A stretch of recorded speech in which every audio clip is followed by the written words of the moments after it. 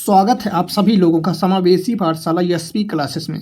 तो फ्रेंड बता देना चाहता हूँ कि ये बाल विकास व शिक्षा शास्त्र के लिए ये टॉपिक बेहद इंपॉर्टेंट होगा। जो सीटेट जुलाई 2025, याद रखना सीटेट जुलाई 2025 के लिए PYQ जो क्वेश्चंस हैं बहुत इंपॉर्टेंट है। जो डिस्लेक्सिया के बारे में आप सभी लोगों को पहले देखिए क्वेश्चन लिखा है डिस्लेक्सिया।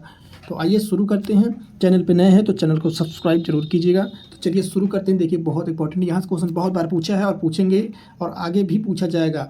सीटेट जुलाई 2025 में देखना यहाँ से क्वेश्चन फिर बनेंगे। डिस्लेक्सिया, डिसकैलकुलिया, ठीक ना, डिस्प्रैक्सिया, डिस्मोर्फिया, ऐसे क्वेश्चन जो ना बहुत बार पूछे जाते हैं यहाँ से बना बना करके। चलिए शुरू करते हैं। तो क्वेश्चन नंबर पहला देखिए लिखा है फ्रेंड्स, आपठन वैकल्य या डिसलेक्सिया एक स्थिति है जो शिक्षार्थी की क्षमता को प्रभावित करती है। तो चलिए देखिए पहला ऑप्शन दिया है शारीरिक या स्थितियों के साथ सामाजिकरण। फिर दिया है दूसरा नंबर देखिए संवेदी शारीरिक गतिविधियों के समन्वय। तीसरा है भावनात्मक चित्र बनाने। चौथा नंबर देखिए लिखा है तंत्रिकीय या न्यूरोलॉजिकल ध्वनियों को प्रतीकों चिन्हों के साथ जोड़ने।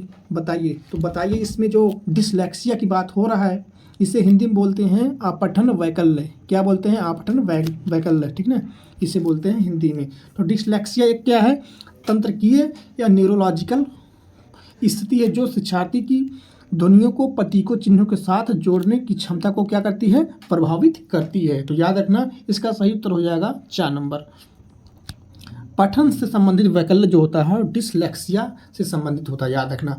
वहीं पे अगर आप डिसग्राफिया की आप बात करेंगे तो ग्राफिया मतलब जिसमें ग्राफ की बात हो रही है तो वहाँ पे लिखने से संबंधित हो जाएगा, ठीक ना।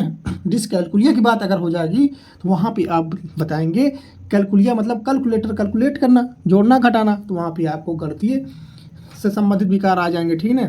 डिस्मोर्फिया की बात करेंगे तो तनाव से संबंधित ना, डिस्प्रैक्सिया भाषा संबंधित, ये सब बात है। याद रखना जो बता रहा हूँ शब्द ना, इसको अच्छी तरह से अपने जहन में दिमाग में बैठा लेना, एग्जाम में बहुत काम में आने वाले हैं सब चीज़ें। चलिए तो इसका सही उत्तर 4 नंबर हो जाएगा। चलिए फोर्थ ऐसा इसका राइट आंसर है। चलिए क्वेश्चन नंबर 2 की ओर हम लोग बढ़ते हैं। देखिए लिखा है अभिकथन। अभिकथन में क्या लिखा है? वास्तविक जीवन की समस्याओं और मूर्त अनुभवों से सीखने से बच्चों को अधिगम और जानकारी प्राप्त करने के लिए कई रास्ते मिलते हैं। ये बोलता है अभिकथन ए में लिखा गया है। अब कारण आर में क्या लिखा गया है? विकास अपेक्षाकृत व्यवस्थित और अनुक्रमिक है, ठीक ना। विकास अपेक्षाकृत व्यवस्थित और अनुक्रमिक है। तो इसका सही उत्तर बताइए क्या हो जाए। देखिए बात तो दोनों सही है फ्रेंड्स। देखिए वास्तविक जीवन की समस्याओं और मूर्त अनुभव से सीखने से बच्चों को अधिगम और जानकारी प्राप्त करने के लिए कई रास्ते मिलते हैं। बात तो एकदम सही है, जो मूर्त अनुभव से बच्चे सीखते हैं। वहीं पे विकास अपेक्षाकृत कारण का विकास अपेक्षाकृत व्यवस्थित और अनुक्रमिक, बिल्कुल बात सही है। दोनों इसकी सही व्याख्या भी कर रहा है। तो राइट आंसर इसका 3rd हो जाएगा, ठीक ना। AR दोनों सही है और AR की व्याख्या कर रहा है। आशा करता हूँ आप सभी लोगों को क्वेश्चन समझ में आ रहे होंगे। तो चलिए बढ़ते हैं अगले क्वेश्चन की तरफ। देखिए फ्रेंड क्वेश्चन नंबर 3rd लिखा हुआ है। क्या लिखा है? देखिए लिखा है पाठ्य पुस्तकों और मीडिया में विभिन्न जेंडर का प्रतिनिधित्व कितना और किस तरीके से किया जाता है जैसे महत्वपूर्ण प्रश्न पूछने से किसको प्रोत्साहन मिलेगा? बताइए तो सही उत्तर बताइए। इसमें से पहला ऑप्शन देखिए जेंडर पहचान को मजबूत करना, जेंडर भूमिका की नम्यता के हतोत्साहित को, और 3rd नंबर कहता है कि जेंडर रूढ़ियों पर सवाल उठाना। वहीं पे 4 नंबर कहता है कि जेंडर स्थिरता को मजबूत करना। तो बताइए सही उत्तर क्या बन रहा है? देखिए सही उत्तर इसका हो जाएगा 3rd, जेंडर रूढ़ियों पर सवाल उठाना। बिल्कुल सही बात। देखिए पाठ्य पुस्तकों और मीडिया में विभिन्न जेंडर का प्रतिनिधित्व कितना और किस तरीके से किया जाता है, यह महत्वपूर्ण प्रश्न पूछने से किसको प्रोत्साहन मिलेगा? जेंडर रूढ़ियों पर सवाल जब उठाया जाएगा क्लास में, तो अगर हम जैसे अगर आप टीचर हो गए, ठीक ना, और आप क्लास में पढ़ा रहे हैं और जेंडर रूढ़ियों पे, ठीक ना, मेल फीमेल पे या फिर कंपेयर किया जाए कि पुरुष ज़्यादा काम करते हैं, लड़के स्त्रियों से मतलब लड़के लड़कियों से ज़्यादा काम करते हैं और स्त्रियां काम नहीं करते, लड़के पढ़ने में तेज होते हैं, लड़कियां कमज़ोर होती हैं, लड़के घर में काम नहीं करते हैं, लड़कियां घर में काम करती हैं, लड़के बाहर काम करते हैं, लड़कियां घर में काम करती हैं। ये जो होता है जेंडर रूढ़ियों पर सवाल अगर उठाना होता है, gender question gender stereotyping types की बात होगा, ठीक है ना। तो सही उत्तर इसका हो जाएगा 3rd ऑप्शन, ठीक ना। चलिए अगला क्वेश्चन नंबर देखिए लिखा है 4 नंबर। अजर्सन क्या कहता है और रीजन्स क्या कहता है? चलिए हम पढ़ेंगे हिंदी में। देखिए लिखा है, जर्सन में लिखा गया है, एक समावेशी कक्षा में सीखने के लक्ष्यों, शैक्षणिक रणनीतियों के साथ साथ आकलन में अनुकूलन किया जाना चाहिए। वहीं पे कारण क्या कहता है, कि रीजन क्या कहता है, समावेशन का दर्शन शैक्षणिक दृष्टिकोण और मूल्यांकन के माध्यम से सभी व्यक्तिगत मतभेदों को समाप्त करने की वकालत करता है। बताइए तो इसका सही आंसर क्या बन रहा है फ्रेंड्स। देखिए इसका सही आंसर तो पहला देखिए हो जाएगा, क्योंकि देखिए पहला तो बात सही हो रहा है कि एक समावेशी कक्षा में सीखने के लक्ष्यों, शैक्षणिक रणनीतियों के साथ साथ आकलन में अनुकूलन किया जाना चाहिए। बिल्कुल बात सही है कि शैक्षणिक रणनीतियों के साथ साथ आकलन में अनुकूलन किया जाना ही चाहिए, ठीक ना। वहीं पे समावेशन की बात कर रहा है तो ये बात गलत हो जाएगा कि दर्शन का शैक्षणिक दृष्टिकोण और मूल्यांकन के माध्यम से सभी व्यक्तिगत मतभेदों को समाप्त करने की वकालत करता है। तो यहाँ जो समाप्त करने की वकालत की बात कर दिया ना, यहीं पे आपका गलत हो जाएगा ये रीजन्स। इसलिए राइट आंसर जो हो जाएगा फ्रेंड्स, इसका राइट आंसर जो हो जाएगा ना, ये हो जाएगा आपका, ये सही है और आर गलत है। चलिए अगले क्वेश्चन की तरफ हम लोग बढ़ते हैं। देखिए लिखा क्या है, क्वेश्चन नंबर लिखा है 5 नंबर, लिखा गया है फ्रेंड्स कि एक शिक्षिका ने नोटिस किया है कि, क्या किया है, एक शिक्षिका ने नोटिस किया है कि उसका एक छात्र अत्यधिक विचलित है और उसे कक्षा के दौरान ध्यान देने में परेशानी होती है। निम्नलिखित में से कौन सी रणनीति छात्र को केंद्रित रहने में मदद करने के लिए एक प्रभावी रणनीति होगी, बताइए। तो क्या इसका सही उत्तर हो जाएगा, बताइए, स्वनियमन और समय प्रबंधन के लिए छात्र को टाइमर देना, ठीक है, बिल्कुल सही बात हो रही है। देखिए बी कहता है माता पिता को बुलाकर छात्र के खिलाफ सख्त अनुशासनात्मक कार्रवाई करना। यहाँ पे जो सख्त बात किया गया ना, रिगिड बोलते हैं इसके इंग्लिश में, इसे यहाँ अनुशासनात्मक कार्रवाई नहीं करना है, बात तो ये निगेटिव हो गया, ठीक है ना। देखिए थर्ड कहता है छात्र को कक्षा के दौरान बार बार करने के लिए कार्य देना, ये भी बात गलत हो जाएगा। वहीं पे 4 नंबर का सख्ती से अपना अवधान अवधि बढ़ाने के लिए कहना। जब सख्ती या सख्त आ जाए तो समझ ला नेगेटिव वर्ड है, हमें पॉजिटिव खोजना था। तो स्वनियमन, स्वमन अपने नियमों और समय प्रबंधन के लिए छात्र को टाइमर देना, ये बात सही बिल्कुल हो जाएगा। तो आपका राइट आंसर ए हो जाएगा, ठीक ना, याद रखना फ्रेंड्स, ठीक ना। चलिए बढ़ते हैं अगले क्वेश्चन की हम तरफ। देखिए क्वेश्चन नंबर 6 नंबर क्या कहता है, देखिए लिखा गया है कि अजरसन क्या कहता है कि शिक्षकों को निरंतर अपने स्वयं के रूढ़िवादिता और पूर्वाग्रहों पर चिंतन करना चाहिए। बात तो भाई सही हो रहा है, ठीक ना।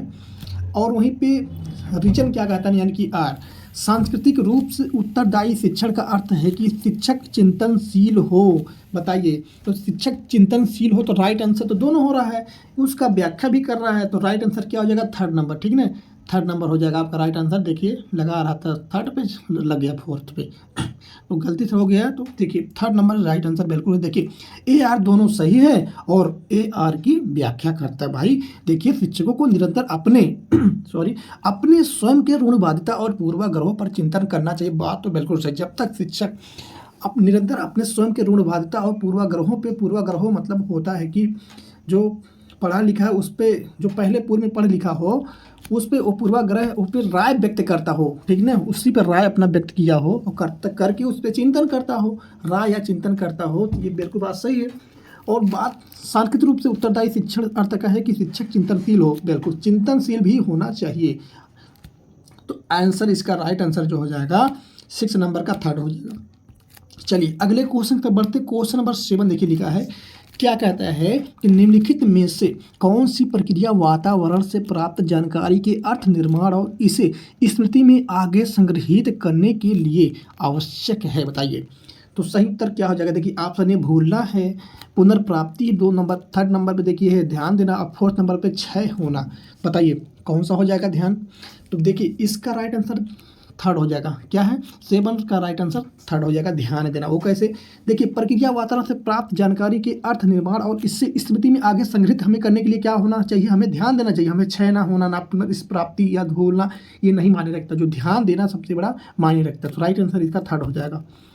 देखिए हम चारों ऑप्शन पढ़ेंगे और आपको ना समझाते चलेंगे ना, एनालिसिस करेंगे तभी आप लोगों को समझाएंगे। एनालिसिस मतलब क्या होता है, विश्लेषण, और संश्लेषण होता है, 2 होता है। तो विश्लेषण मतलब होता है जो छोटे छोटे किसी भी चीज़ों को छोटे छोटे चीज़ों में तोड़ना, टुकड़ों में तोड़ करके समझाना ही एनालिसिस होता है। और वहीं पे कोहलवर की बात हम करेंगे, क्वेश्चन नंबर 8 की बात करेंगे जैसे संश्लेषण की फ्रेंड्स। तो उसमें होता है ना कि छोटे छोटे टुकड़ों को तोड़ करके एक में जोड़ देना, जो टूटे हुए टुकड़ों को एक में जोड़ना, एक चीज़ बना देना, वो होता है आपका संश्लेषण। तो चलिए, एनालिसिस मतलब विश्लेषण, आज जान लीजिए विश्लेषण होता है किसी भी चीज़ को छोटे छोटे टुकड़ों में तोड़ के समझना। तो कोहल वर्ग के 8 नंबर कहता है, कोहल वर्ग के नैतिक विकास की किस अवस्था में बच्चों का तर्क कानून की नैतिकता के इर्द गिर्द घूमता है, बताइए। तो इर्द गिर्द घूमता हो, देखिए, विषम नैतिकता, स्वायत्त नैतिकता, ठीक ना, पूर्व पारंपरिक नैतिकता, पारंपरिक नैतिकता। तो जो कोहल वर्ग की नैतिकता की विकास की अवस्था की बात किया जा रहा है, तो वहाँ पे पारंपरिक नैतिकता की बात होगी। जाहिर सी बात है, बच्चों का तर्क जो कानून की नैतिकता के इर्द जो घूमता है ना, वो पारंपरिक नैतिकता के माध्यम से ही घूमता है। बच्चा जो पारंपरिक नैतिकता जो शुरू करेगा उसमें चिंतन करना, ठीक है, तो वो बच्चा वो तर्क करेगा, वितर्क करेगा उस पर, तो नैतिक विकास की अवस्था में ये अच्छा ही होगा। तो इसका राइट आंसर 4th नंबर हो जाएगा। चलिए अगला बढ़ते हैं, क्वेश्चन नंबर 9। देखिए क्या कहता है कि निम्नलिखित में से कौन सा संरचनावादी अधिगम सिद्धांत का मूल सिद्धांत है, बताइए। तो मूल सिद्धांत क्या हो जाएगा, देखिए हम पढ़ेंगे ऑप्शन नंबर 1, छात्र अपने पर्यावरण के साथ सक्रिय संलग्नता के माध्यम से अपने ज्ञान का निर्माण करते हैं। बात तो सही हो रही है। चलिए दूसरा देख लेते हैं। देखिए लिखा है, अधिगम मुख्य रूप से एक निष्क्रिय प्रक्रिया। अब यहाँ पे निष्क्रिय पूछ लिया भाई साहब, तो जाहिर बात है निष्क्रिय मतलब क्या हो गया, निगेटिव बात हो गया। आगे देखिए क्या लिखा है, जिसमें सूचना प्राप्त करना और याद रखना शामिल है, ये तो गलत हो जाएगा। 3rd नंबर देखिए, शिक्षकों के छात्रों को प्रत्यक्ष निर्देश और स्पष्ट मार्गदर्शन प्रदान करना चाहिए। अच्छा ठीक है। 4th नंबर क्या कहता है, अधिगम तब होता है जब छात्रों को शिक्षकों से सही उत्तर और प्रतिपुष्टि मिलती है। ये तो बात नहीं मायने रखता है कि अधिगम तब होगा जब छात्रों को शिक्षकों से उत्तर और प्रतिपुष्टि मिलती है। देखिए बात तो 1st नंबर सही हो रहा है ज़्यादा। देखिए छात्र अपने पर्यावरण के साथ सक्रिय संलग्नता के साथ जब कोई सीखते हैं ना और माध्यम से अपने ज्ञान का निर्माण करते हैं उस ना, तो अच्छा ही संरचनावादी अधिगम का सिद्धांत कहलाता है। तो स्ट्रक्चर होता है जो ना बच्चे क्रिएट करते हैं किसी चीज़ को, सीखते हैं, तो वहाँ पे जो मूल सिद्धांत बनेगा आपका, तो ये सक्रिय रूप से संलग्न होकर के बच्चे जो है पर्यावरण में वातावरण और आनुवांशिकता के माध्यम से सीखते हैं। ठीक है ना फ्रेंड्स, जो त्रुटियाँ होगी उसको आप क्षमा कीजिएगा। तो राइट आंसर इसका हो जाएगा 1st। चलिए क्वेश्चन नंबर 10 देखिए क्या कहता है। क्वेश्चन नंबर 10वां नंबर क्या कहता है, देखिए लिखा है वाइगोत्स्की। देखिए कोहल वर्ग और वाइगोत्स्की ये सब याद रखना। पियाजे 3 टॉपिक से बहुत क्वेश्चन पूछे जाते हैं CDP में, तो याद रखना। तो CDP लेवल 2 के लिए बहुत इंपॉर्टेंट होगा और 1 के लिए भी क्वेश्चन होगा। सब क्वेश्चन मिक्स होते हैं लगभग, ठीक है ना। 1 2 के लिए दोनों के लिए याद रखना कि ना कि सीट हम लेवल 2 के लिए पढ़ा रहे हैं तो फर्स्ट ना आप लोग देखें प्राइमरी के लिए, नहीं, ये 1st और 2nd सबके लिए है, ठीक है ना, लेवल 1 लेवल 2 के लिए, ठीक है। तो वाइगोत्स्की के अनुसार संज्ञानात्मक विकास को सुगम बनाने में शिक्षक की क्या भूमिका होती है, बताइए। देखिए छात्रों को पूरी तरह से स्वतंत्र रूप से सीखने की अनुमति देना। अच्छा ठीक है, बात तो अभी सही हो रहा है, लेकिन और देखते हैं। केवल उन्हीं कार्यों को देना जो विद्यार्थी वर्तमान में स्वतंत्र रूप से कर सकते हैं। अच्छा ये तो गलत है ना भाई, केवल उन्हीं कार्यों को देना, अच्छा स्वतंत्र रूप से सीख सकते हैं, ये तो बात तो नहीं है भाई सही। शिक्षक की भूमिका की बात हो रही, छात्र को जानकारी और ज्ञान प्रदान करना, ये भी बात तो अभी कम सही हो रही है। बात देखिए आलम्बन मतलब पाड़ बोलते हैं, ठीक है ना, स्कैफोल्डिंग बोलते हैं इंग्लिश में, देखिए लिखा ना, याद रखना स्कैफोल्डिंग। तो आलम्बन के माध्यम से छात्र के सीखने का मार्गदर्शन और समर्थन करना जो है, ये संज्ञानात्मक विकास सुगम बनाने में शिक्षक की बहुत महत्वपूर्ण भूमिका होती है। जो आलम्बन या पाड़ जिसे बोलते हैं, ढांचा जिसे बोलते हैं, स्कैफोल्डिंग बोलते हैं ना इंग्लिश में, इसका हिंदी में कई नाम होता है, जैसे आलम्बन हो गया, पाड़ हो गया, ढांचा होगा ना, तो आप लोग इंग्लिश में याद कीजिए स्कैफोल्डिंग, आप याद कर लीजिएगा। देखिए यहाँ पे मैं हिंट मार रहा हूँ, तो देखिए हाईलाइट कर रहा हूँ ना, तो ये चीज़ जो है ना फ्रेंड्स याद रखना, स्कैफोल्डिंग याद रखना, ठीक है ना। राइट आंसर इसका जो इसका राइट आंसर क्या है, 4th नंबर हो जाएगा, 4 नंबर हो जाएगा, ठीक है ना। तो पाड़ या ढांचा स्कैफोल्डिंग होता है ना, जो सहायता शिक्षक जो उसमें सहायता कर देता है, तो बच्चा क्या होता है, थोड़ा सा हेल्प कर देता है, बच्चा सीख जाता है उसी चीज़ को और आगे बढ़ जाता है ना। बच्चे को समझ में नहीं आता, थोड़ा सा सहायता कर देता है उसमें, बच्चे क्या होते हैं, बच्चे सीखने में और तीव्रता आ जाती है। पता ही होता है पाड़ या आलम्बन या ढांचा। चलिए क्वेश्चन नंबर 11 देखिए, देखते हैं क्या लिखा है फ्रेंड्स। क्वेश्चन नंबर 11 देखिए क्या कहता है, लिखा है ना फ्रेंड्स, देखिए लिखा है निम्नलिखित में से कौन एक समावेशी कक्षा का उदाहरण नहीं है। अब यहाँ नहीं पूछ रहा है भाई, समावेशी कक्षा की बात हो रही है, मेरा चैनल का नाम भी समावेशी पाठशाला SP क्लासेस, यहाँ पे समावेशी कक्षा की बात भी हो रही है ना, तो उदाहरण नहीं है, बताइए। विभेदित निर्देश देना, हाँ, दूसरा प्रतिस्पर्धी लोकाचार को प्रोत्साहित करना। सी नंबर कहता है, नहीं कि थर्ड नंबर कहता है विविध दृष्टिकोणों का समावेशन करना। और फोर्थ नंबर क्या कहता है, उचित समावेशन का पालन करना। तो बताइए राइट आंसर क्या बनेगा। तो राइट आंसर देखिए इसमें अगर हम देखेंगे ना तो 2 नंबर प्रतिस्पर्धी लोकाचार को प्रोत्साहित करना ये नहीं होगा। देखिए प्रतिस्पर्धा की हमें बात नहीं करना, ठीक है ना। हमें देखियो इनकरेजिंग कॉम्पिटिटिव ईथ नहीं करना हमें, ठीक है ना। राइट आंसर इसका हो जाएगा आपका हमारा जो ना इसका हो जाएगा 2 नंबर। देखिए प्रतिस्पर्धी लोकाचार को प्रोत्साहित नहीं हमें करना है, हतोत्साहित करना होगा हमें, प्रतिस्पर्धी लोकाचार को नहीं देखना है, ठीक है ना। तो सही उत्तर इसका हो जाएगा 2 नंबर, ठीक है ना। चलिए क्वेश्चन नंबर 12 देखिए, देखते हैं क्या लिखा है फ्रेंड्स। देखिए लिखा, एक प्रारंभिक विद्यालय का शिक्षक छात्र के शैक्षणिक आत्म संप्रत्यय के विकास को दृढ़ता से प्रभावित कर सकता है। अच्छा ठीक है, कैसे कर सकता है। देखिए लिखा है कि छात्रों में स्वायत्तता और पहल को पुरस्कृत करना। अच्छा ठीक है, विशेष छात्रों से बहुत कम उम्मीदें रखना, बहुत कम उम्मीदें नहीं रखना, ये तो गलत हो जाएगा आपका। सभी छात्रों की से बहुत कम अपेक्षाएं रखना, ये भी बात, बहुत कम अपेक्षाएं नहीं रखना है, बहुत कम उम्मीदें भी नहीं रखना है। छात्रों में स्वायत्तता और पहल को दंडित करना, यहाँ ये भी बात, दंडित करना गलत है। तो आपका सही उत्तर बन रहा है छात्रों में स्वायत्तता और पहल को पुरस्कृत करना, बिल्कुल सही बात हो जाएगा। ए नंबर आपका राइट आंसर हो जाएगा। 12 का 1 नंबर सही हो जाएगा। चलिए क्वेश्चन नंबर 13 देखिए, 13 लिखा है कि लेव वाइगोत्स्की के अनुसार बच्चे के साथ अंतःक्रिया के अनुभव से लाभान्वित होते हैं और उन कार्यों को कर पाते हैं जो उनके समीप तुराभिमुख विकास के क्षेत्र के हैं। तो बताइए क्या हो जाएगा आपका सही उत्तर, अनुमान लगाइए। देखिए ऑप्शन ए का भौतिक वातावरण अंदर, भौतिक वातावरण बस बाहर, अधिक जानकार अन्य अंदर, अधिक जानकार अन्य बस बाहर। बताइए सही उत्तर क्या हो जाएगा। देखिए ये इसका सही उत्तर शायद हो जाएगा आपका, ये इसका थर्ड होगा। देखिए अधिक जानकार अन्य या फिर अंदर, अधिक जानकार अन्य अंदर, इसका हो जाएगा। यानी कि लेव वाइगोत्स्की के अनुसार बच्चे जो है ना अधिक जानकार अन्य के साथ अंतःक्रिया के अनुभव से लाभान्वित होते हैं और उन कार्यों को कर पाते हैं जो उनके समीप दुराभिमुख विकास के क्षेत्र के अंदर हैं। तो सही उत्तर हो जाएगा इसका थर्ड।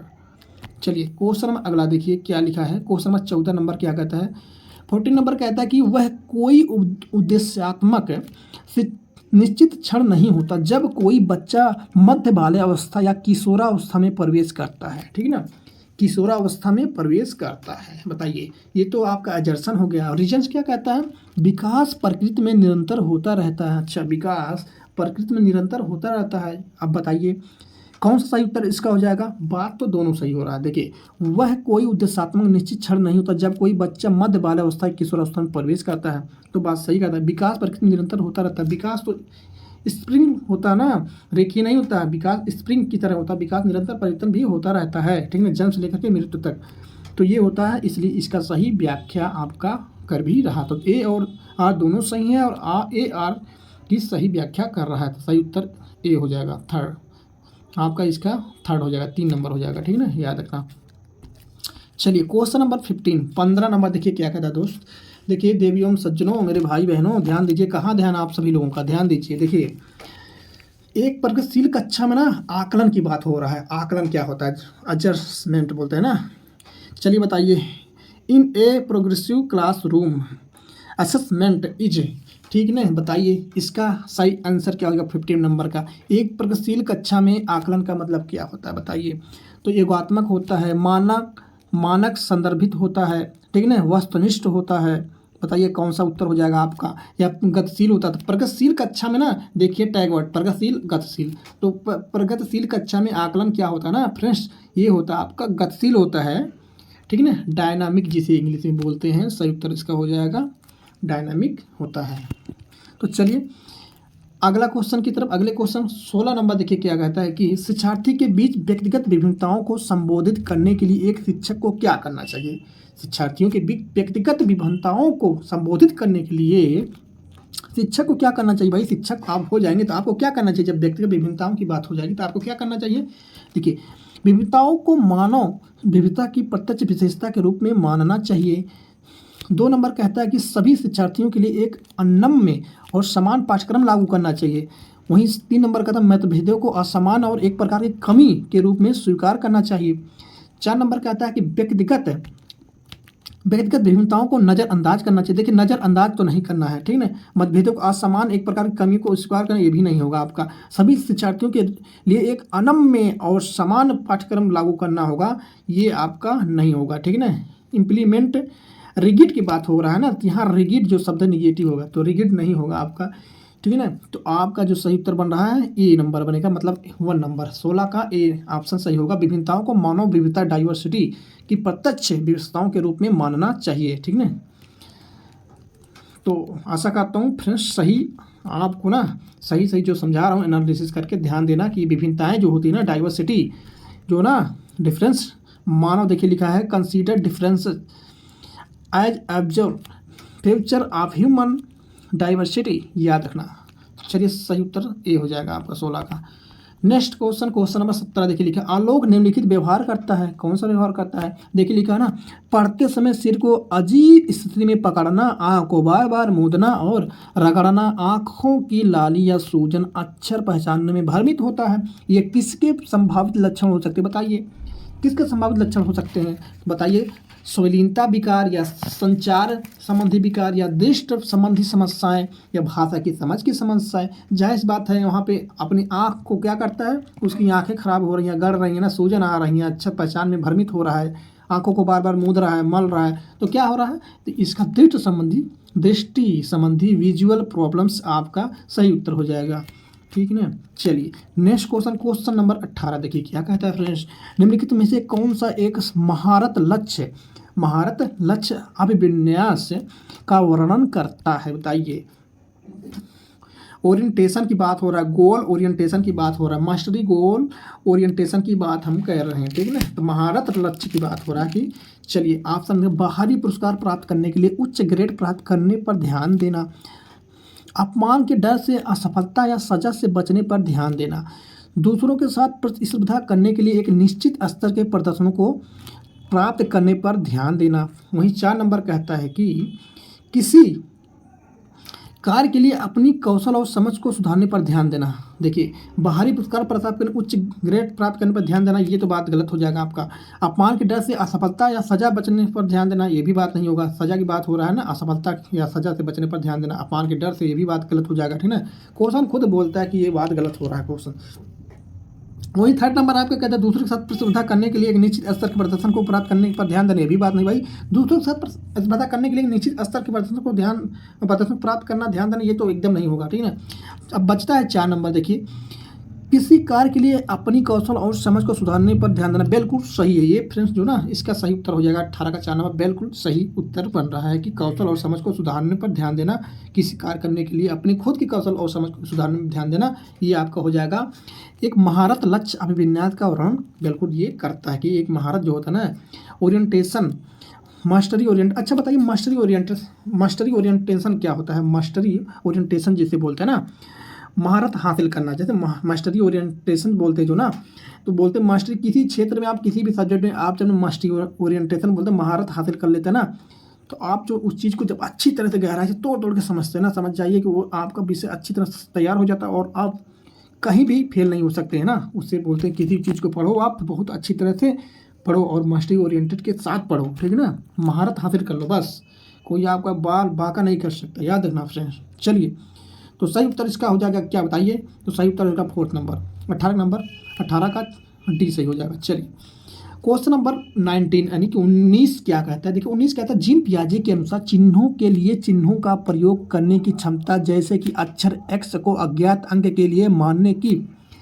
क्षमता डैश के दौरान विकसित होती है और विद्यार्थियों को डैश सीखने में सक्षम बनाती है। बताइए सही उत्तर क्या हो जाएगा? औपचारिक संक्रियात्मक अवस्था, बीजगणित और गणना, ठीक है ना।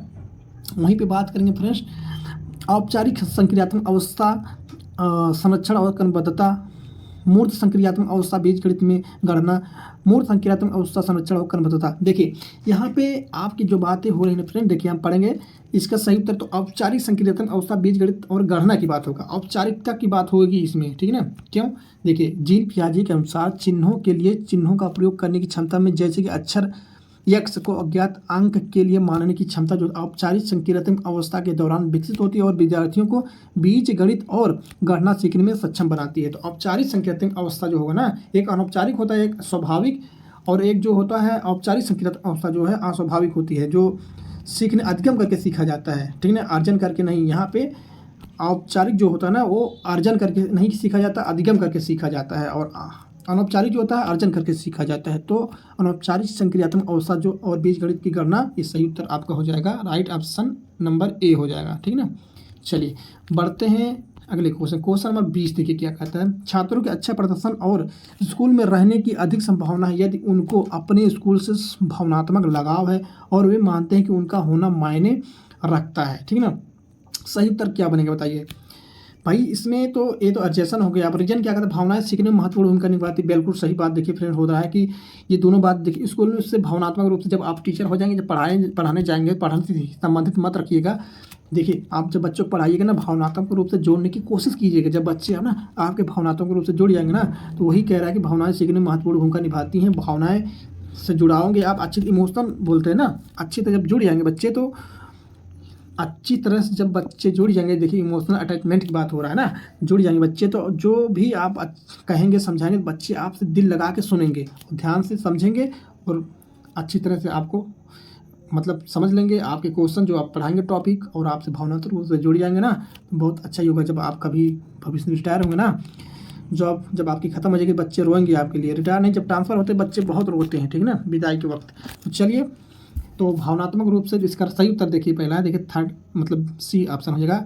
ए आर दोनों सही है और ए आर की व्याख्या करता है सही। चलिए क्वेश्चन नंबर 21 नंबर देखिए लिखा है। 21 नंबर कहता है निम्नलिखित में से कौन प्रगतिशील का शिक्षा में शिक्षक की भूमिका का सबसे अच्छा वर्णन करता है, बताइए सबसे अच्छा वर्णन कौन सा करता है बताइए।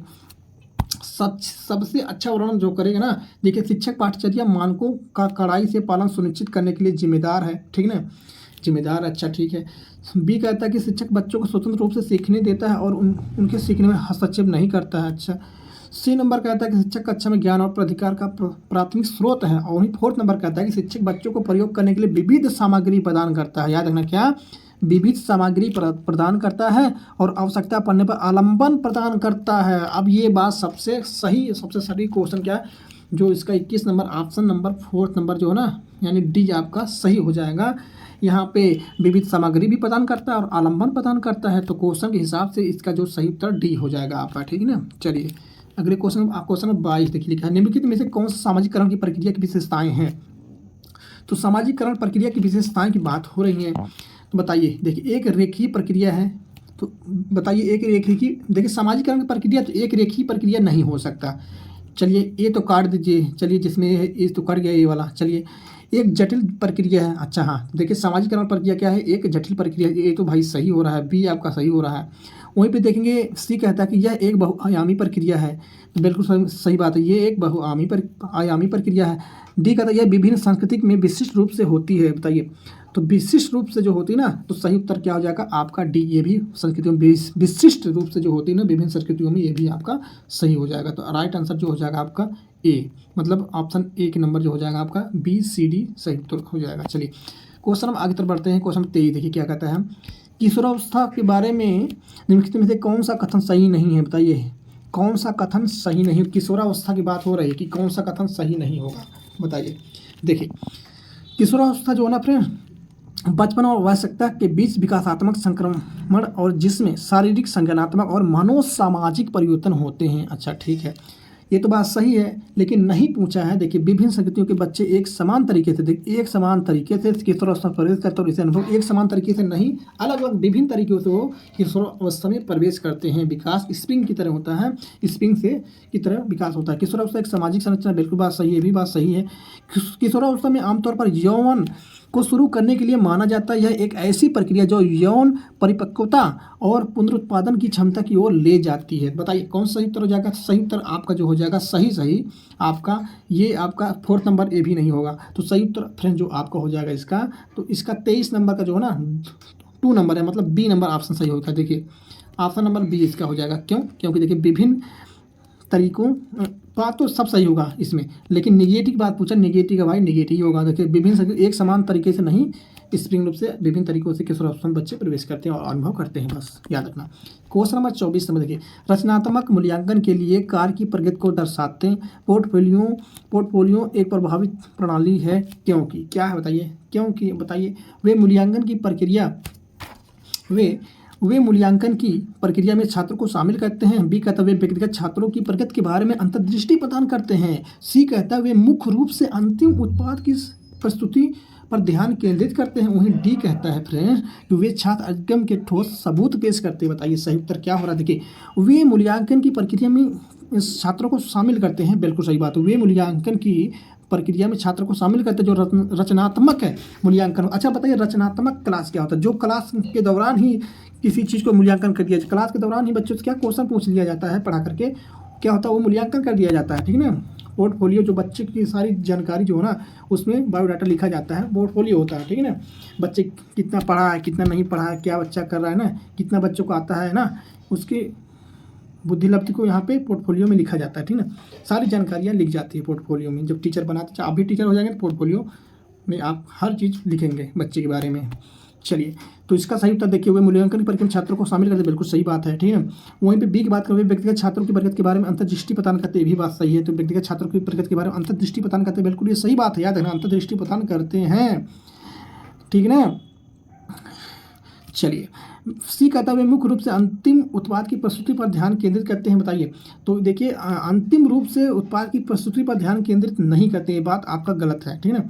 जो ना अंतिम ध्यान जो करते हैं ये गलत हो जाएगा। मुख्य रूप से अंतिम उत्पाद की बात हो रहा है तो गलत हो जाएगा। वे छात्र अधिगम के ठोस सबूत पेश करते, भी बात सही है। यानी कि आपका जो आंसर हो जाएगा A B D right answer जो हो जाएगा बी हो जाएगा, ए बी डी 2 नंबर का ए बी डी हो जाएगा, याद रखना। चलिए क्वेश्चन नंबर 25 नंबर क्या कहता है, एक माध्यमिक स्कूल शिक्षक छात्रों को संकल्पनाओं और वास्तविक दुनिया के अनुप्रयोगों के बीच संबंध बनाने में मदद करके सार्थक सीखने को सक्षम बनाना चाहता है। निम्नलिखित में से कौन सी गतिविधि एक उपयुक्त शैक्षणिक रणनीति होगी? बताइए उपयुक्त शैक्षणिक रणनीति की बात हो रहा है, ठीक है ना। बताइए ऑप्शन नंबर कौन सा हो रहा है सही। देखिए विद्यार्थी को उद्दीपन प्रतिक्रिया अनुबंधन की जो ना विधि सीखने को कहें। अच्छा ठीक है। छात्रों को छोटे समूह में वर्तमान मुद्दे पर शोध करने दे और अपने निष्कर्ष कक्षा में प्रस्तुत करने दे।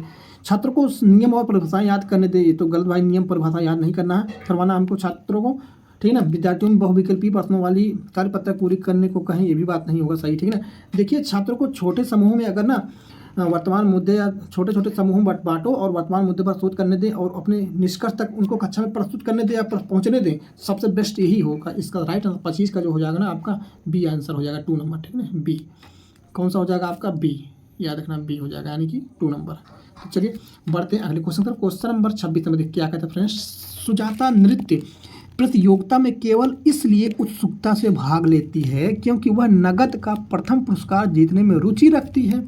और सुजाता की बात हो रही है तो महारत उन्मुखी शिक्षार्थी की बात हो रही है या फिर असफलता परिहार शिक्षार्थी की बात हो रही है या आंतरिक रूप से प्रेरित या बाहरी रूप से प्रेरित की बात हो रही है? बताइए तो सही उत्तर क्या हो जाएगा भाई। सुजाता नृत्य प्रतियोगिता में केवल इसलिए उत्सुकता से भाग लेती है क्योंकि वो बाहरी रूप से प्रेरित हो रही है। नगद देखिए क्योंकि वह नगद का प्रथम पुरस्कार जीतने में रुचि रखती है, नगद का प्रथम पुरस्कार जीतने में रुचि रखती है तो बाहरी रूप से वो प्रेरित हो रही है, ठीक है ना। तो राइट आंसर इसका डी हो जाएगा 4th नंबर। चलिए 27 नंबर क्या कहता है मेरे भाइयों बहनों, ध्यान दीजिएगा। देखिए कहाँ आप लोगों का ध्यान है, ध्यान दीजिए। बहुत इंपॉर्टेंट क्वेश्चन, जब आप जिसका फर्स्ट सीटेड होगा, जिसका सेकंड थर्ड होगा वो भी ध्यान दीजिए, बहुत ध्यान दीजिएगा, अच्छी तरह कंसंट्रेट करके पढ़िए और समझिए। देखिए 27 नंबर कहता है ना, देखिए निम्नलिखित में से कौन सा एक ऐसे प्रश्न का उदाहरण है जिसमें छात्रों को जानकारी का विश्लेषण करने की आवश्यकता होती है? बताइए तो सही उत्तर क्या है। टू की ले मॉकिंग वर्ड में लेखक प्रतीकवाद का उपयोग कैसे करते हैं? टू की ले मॉकिंग वर्ड का नायक कौन है? ठीक है ना। यहाँ पे बात हो रही कि एक ऐसे प्रश्न का उदाहरण जिसमें छात्र को जानकारी का विश्लेषण करने की आवश्यकता, उनको जानकारी की विश्लेषण करने की आवश्यकता की बात है इसमें हो रही है। मॉकिंग वर्ड उपन्यास का कथानक क्या है? टू की ले मॉकिंग वर्ड उपन्यास का विषय क्या है? देखिए अब इसमें विषय क्या है, कथानक क्या है, नायक कौन है, लेकिन इसमें अगर ए नंबर देखेंगे ना सही हो जाएगा। देखिए टू के लिए मॉकिंग वर्ड में बर्ड में देखिए टू की लिए मार्किंग बर्ड में लेखक प्रतीकवाद का उपयोग कैसे करते हैं, यहाँ पे कैसे विश्लेषण तभी हम कर पाएंगे जब कैसे करते हैं कि बात आ जाएगी तब। तो सही उत्तर हो जाएगा ए नंबर 27 का ए। चलिए 28 नंबर क्या कहता है दोस्तों, देखिए फ्रेंड्स क्या कहता है कि जीन पियाजे का संज्ञानात्मक का सिद्धांत किसने दिया, जीन पियाजे। देखिए जीन पियाजे का मानना था कि ज्ञान कैसा होता है, ज्ञान, ठीक है ना। Gene पियाजे believed that knowledge is, gene पियाजे believed that knowledge is क्या कहते हैं, देखिए जीन पियाजे का मानना था कि ज्ञान क्या है कि अधिक जानकार अन्य लोगों के साथ बातचीत से सहमत निर्मित होता। अच्छा ठीक है, बात तो ये सही हो रहा है। एक दृश्य व्यवहार है जिसमें विश्वसनीयता के साथ मापा जा सकता है। सी कहता है कि पर्यावरण से निष्क्रिय रूप से पारित होने के बजाय बच्चे द्वारा निर्मित किया जाता है। अच्छा, अंतिम क्रियाओं के माध्यम से प्राप्त करने के बजाय जन्मजात और दिया हुआ होता है। तो बात जीन पियाजे का मानना वाली बात, जीन पियाजे क्या मानते हैं, देखिए अधिक जानकार अन्य लोगों के साथ बातचीत से सह निर्मित होता है। जब बच्चे होते हैं ना, अधिक जानकार अन्य लोगों के साथ बातचीत करेंगे बच्चे अपना, बड़ा जाहिर बात है सह के मतलब साथ निर्मित होता है उन लोगों का विकास, उनका संज्ञानात्मक जो विकास होता है और अच्छी तरह से हो जाता है, उनका नॉलेज भी बढ़ता है जब बच्चे बात करते हैं लोगों से, ठीक है ना। बात यही हो रहा है, ठीक है ना। तो सही उत्तर हो जाएगा ऑप्शन नंबर ए, इसका राइट आंसर हो जाएगा 28 का। चलिए देखिए 29 नंबर क्या कहता है फ्रेंड्स, देखिए लिखा है कोहल वर्ग नैतिक विकास का सिद्धांत किसने दिया था, कोहल वर्ग ने दिया था। तो नैतिक विकास के सिद्धांत कि कैरोल गिलकन की, याद रखना इंपॉर्टेंट क्वेश्चन आने की संभावना इस बार भी है, 25 यानी कि जुलाई 2025 में आ सकता है क्वेश्चन। तो कैरोल गिलकन की आलोचना का केंद्रीय तर्क की बातें हो रही हैं, ठीक है ना। बच्चे बताइए, देखिए बच्चों के अध्ययन में ना प्रायोगिक शोध प्रणाली का उपयोग है, ठीक है ना, उपयोग। अच्छा ठीक है। 2 नंबर का था स्कूल जाने वाले बच्चों के लिए अध्ययन के शैक्षणिक निहितार्थ की बात हो रही है। सी का था देखभाल की नैतिकता और नारीवादी दृष्टिकोण बच्चों की नैतिक क्षमताओं को अधिक आंकना। बताइए सही उत्तर क्या हो जाए, देखिए सही उत्तर तो इसका हो जाएगा कोहल वर्ग का नैतिक विकास सिद्धांत कैरोल गिलकन की आलोचना की बात है। कोहल वर्ग का नैतिक सिद्धांत जो है ना, उसमें कैरोल गिलकन की आलोचना यही करेंगे कि उन्होंने कहा था कि स्कूल जाने वाले बच्चों के लिए अध्ययन के संक्षिप्त निहितार्थ, ये तो बात होगा नहीं मेरे दोस्त। देखिए देखभाल की नैतिकता और नारीवादी दृष्टिकोण जो थे ना, याद रखना देखभाल की नैतिकता और नारीवादी दृष्टिकोण, जहाँ शब्द आपको दिखे वहाँ पे आप तुरंत लगाइएगा कि जब इनकी आलोचना करें कैरोल गिलकन, क्योंकि देखिए नारीवादी दृष्टिकोण का सिद्धांत कैरोल गिलकन ने ही दिया था। तो याद रखना सही उत्तर इसका हो जाएगा सी नंबर, 29 का सी हो जाएगा। देखिए ये सेकंड लास्ट क्वेश्चन था, और लास्ट क्वेश्चन हम लोग पढ़ेंगे 30 नंबर। तो सिटी में 30 क्वेश्चन होता ही है। आइए पढ़ते हैं एजर्सन और रिजेंस, लास्ट क्वेश्चन है। देखिए एक बच्चा किसी कार्य को करने में जितना कम सक्षम होता है, ठीक है ना, शिक्षक को उतने ही अधिक संकेत व इशारे देनी चाहिए, और जैसे जैसे बच्चा अधिक से अधिक कर सकता है शिक्षक को कम से कम मदद करनी चाहिए। अच्छा ठीक है, ये तो बात मान लो सही अभी तो हो रहा है, देख रहे हैं, बात तो सही है एकदम, बात तो हाँ, बात तो एकदम सही, इशारे देनी चाहिए, और बच्चों को जैसे जैसे बच्चा अधिक से अधिक कर सकता है शिक्षक को कम से कम मदद करनी चाहिए, ठीक ना। यहाँ पे इसका होल्डिंग की बात भी होगी, ठीक है ना। बुद्धि को बुद्धिलब्ध की गणना करके सटीक रूप से नहीं मापा जा सकता। देखिए बिल्कुल बात तो सही, बुद्धि को बुद्धिलब्ध की गणना करके सटीक रूप से तो भाई मापा नहीं जा सकता है, बात तो सही है, बात दोनों सही है। तो सही उत्तर क्या हो जाएगा इसका फ्रेंड्स, सही उत्तर हो जाएगा इसका 4th नंबर, मतलब डी। ए आर दोनों सही है और ए आर की सही व्याख्या करता है, ठीक है ना। अच्छा बताइए जो आपका बुद्धिलब्ध का फार्मूला क्या होता है, बताइए। मानसिक आय बटे वास्तविक आय, ठीक है ना। मानसिक आय बटे क्या होता है, मानसिक आय, ठीक है ना, बटे क्या होता है वास्तविक आयु इंटू क्या बोलते हैं, इंटू 100। याद रखना मानसिक आय बटे वास्तविक आयु इंटू 100 बुद्धिलब्धि के क्या होता है, सूत्र होता है। तो याद रखना। तो फ्रेंड्स कैसा लगा वीडियो, कैसे लगी ये एनालिसिस मैंने इस क्लास को किया, इस CDP क्वेश्चन जितने 30 क्वेश्चन थे टोटल, और मैंने कैसा किया ये सब आप बताइए। अच्छे समझ गए होंगे, हम समझाए होंगे, आप सभी लोगों को बहुत मेहनत से समझाया हूँ फ्रेंड्स। तो वीडियो को ना लाइक ज़रूर कीजिएगा और अपने दोस्तों में शेयर ज़रूर कीजिएगा, और चैनल को ना सब्सक्राइब तो ज़रूर कर लीजिएगा, क्योंकि नई नई वीडियो हम ऐसे इसी लेकर के आएंगे ना कि आपको एग्ज़ाम में बहुत हेल्पफुल होगा, और आप देखिए एग्ज़ाम में ज़रूर पास होकर के आइएगा, ठीक है ना। इस बार सीटेट टॉप करना है, इस बार सीटेट जरूर निकाल लीजिएगा आप लोग, जान लीजिए इस बार बहुत ज़्यादा भीड़ होने वाली है, इसलिए क्योंकि देखिए सुप्रीम कोर्ट ने फैसला सुनाई दिया है। देखिए कोर्ट ने फैसला सुनाई दिया है कि कहा है कि भाई सीटेट अगर आप जब तक पास नहीं करेंगे सेकंड लेवल मतलब 2 सीटेट 2 जूनियर वाला, तब तक आप प्राइवेट में नहीं पढ़ा सकते हैं। और जो पढ़ा रहेंगे उनको भी अब सीटेट पास करना ही है हर हाल में, नहीं तो इंटर हाई स्कूल इंटर वाले जो पढ़ा रहे थे उन लोग अब बाहर हो जाएंगे। तो आप लोग को गोल्डन चांस निकाल लीजिए और लग जाइए, जल्दी जॉब लीजिए, ठीक ना, सेलेक्ट हो जाइए। तो मिलते हैं अगली वीडियो में मेरे दोस्तों, मेरे भाइयों बहनों।